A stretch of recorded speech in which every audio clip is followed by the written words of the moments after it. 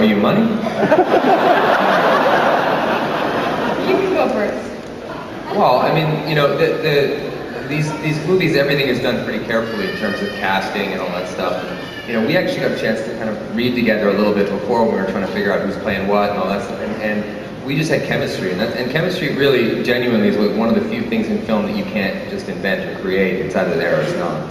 So it was fantastic working with Blake. I mean, she just brought every part of herself, and she's not kidding when she says she'd get off set at 1 in the morning and she'd be back over in New Orleans shooting at 6 a.m. and not a single complaint. In fact, sometimes she'd just come on set having just baked a mysteriously and curiously a batch of brownies. And it was like, so no sleep at all tonight? Nope. I had to cook these brownies for you that you can't eat, Ryan. Have you seen the soup? So, yeah. But it was incredible work. How does it feel to have a wife who's literally slays it on the red carpet with whatever outfit she has on? The second question is, what is your opinion on Beyonce? Wow. Life-changing questions, Ryan. Think long and hard. I love you. I'm serious. Yeah, my wife knows how to work a red carpet. I'll say that. Yeah, you know, she might be the Beyonce of red carpets. So, yeah, she's definitely. I mean, like she's turned that into an athletic event. I see what goes into that. Real science. It's unbelievable. You guys see the finished product. I see a totally destroyed closet, bedroom, and kitchen by the time she walks out the door. So, yeah, you're like, I don't even know how shoes got in the freezer. It's like that. It's seriously nuts. There's kung fu involved. It's really intense. And Beyonce, she's the Michael Jordan of music to me. I've seen 4 of her shows, and that's what comes to mind every time.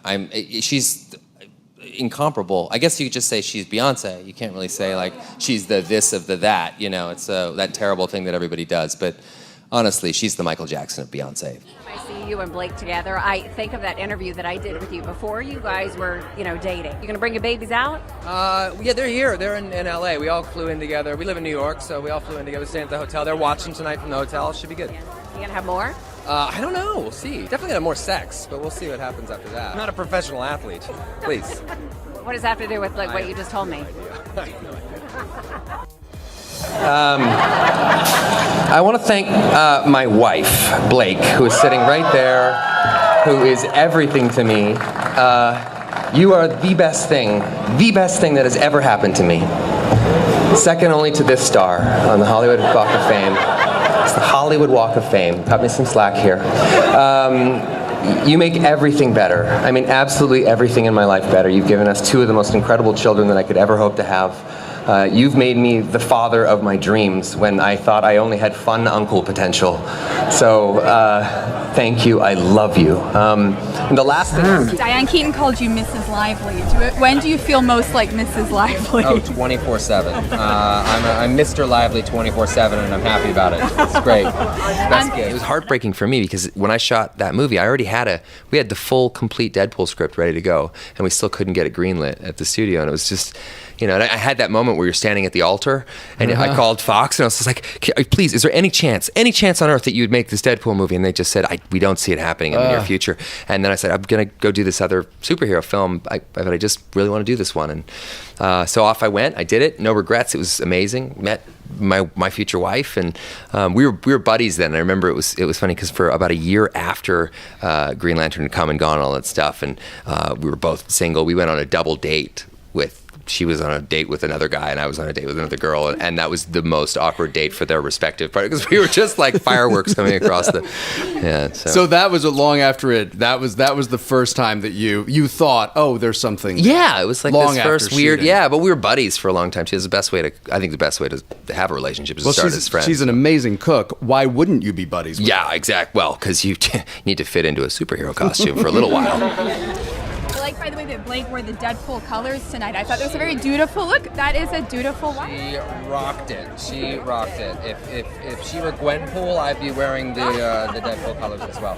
Your wife, Blake, love to troll each other and clap back on Instagram. It's become sport. Oh, Yeah. right. Yeah, we do once in a while. Yeah, I think there's, it's like sort of like what my dad used to say. If you can't say anything nice, say something embarrassing. Yeah. So that's It's sort of how good. we You roll. mastered it. I have to say that if that were an Olympic sport, the two of you would be like gold medal We'd be pairs really out of work. champion. Yeah. No, you'd be really, Yeah. She really likes good. to troll and clap back or whatever to my just favorite. general people. It's a sport for her as well. Yeah, I love it. I think it's a sign of a healthy relationship, personally. Yeah, me too. Yeah. I do. Yeah. See, I troll you all the time. Does You ever get ignore you me, but- guys? Well, I finally just learned how to get inside and then clap her back or whatever. Yeah, clap. Yeah, I don't know. Yeah. No clapping, really. No, It's he didn't just- clap. He just says hi. Hi. Oh, nice. No, I learned how to do this. Oh, nice. No, I sent her something on Instagram back, and then I texted her to say, "Hey, did you get that?" Oh, wow. Wow. Yeah. Welcome to Right? 2007. Well done. It's a nice place here. Does it ever get you into trouble? Does it ever get us into trouble? I don't really know. I don't know. I think people kind of know. What you're doing? Yeah. Like I think, it gets me in trouble, at home. Yeah. Which is important. Yeah, I can handle that. I've only been around Blake a few times. The first time I sat next to her on a plane, and you're like plane people, so you don't talk. And I wasn't gonna.